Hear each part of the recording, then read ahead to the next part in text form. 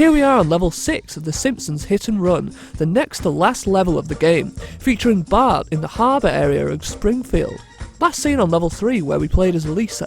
The district of Springfield has 2 interiors you can enter in normal gameplay. These are the Android's Dungeon and Baseball Card Shop, and the Observatory.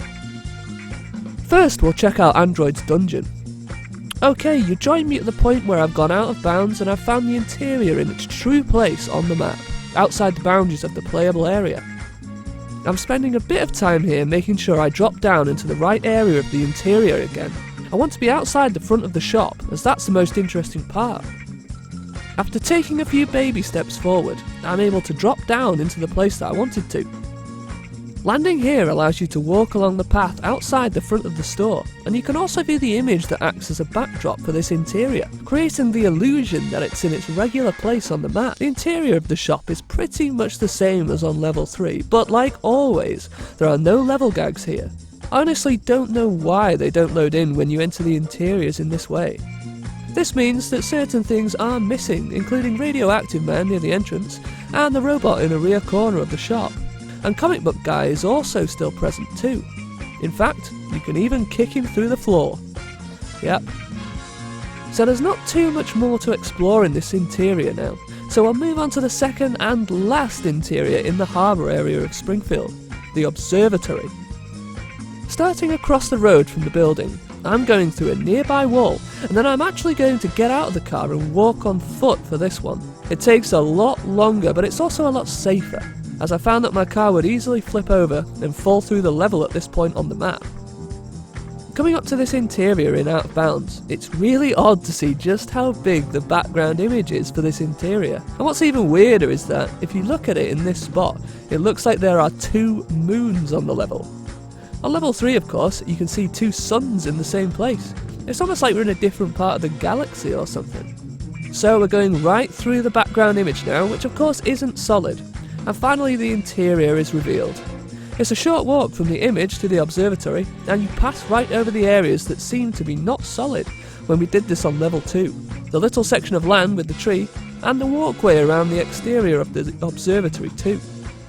Of course, you can still see the 2 moons from here, and when you're actually inside the observatory, the real background of the level is obscured, and you can only see the fake moon.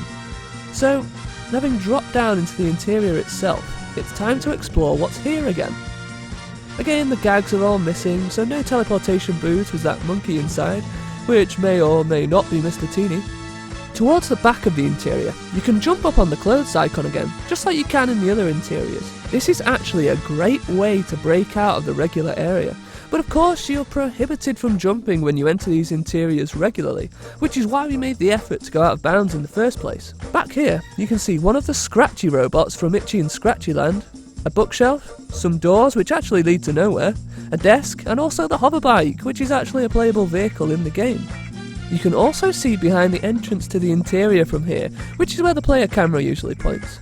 Coming back around, you can jump into the area where the telescope is. You can explore a section of this usually, but for whatever reason, you can't go right around it. Most of the telescope isn't solid either, so you can pass right through it.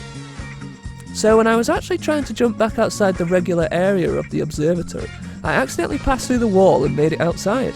Now this is an area that I previously thought was inaccessible on level 3, if you remember watching that video.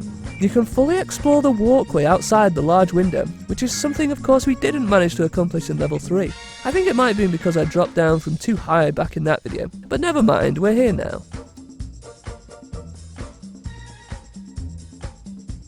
What's even better is that you can walk on thin air and make it across to that small section of land where other Simpsons characters would usually be when you've entered the interior in the proper way. Obviously there are no characters here right now, but it's still an interesting part of the interior to explore.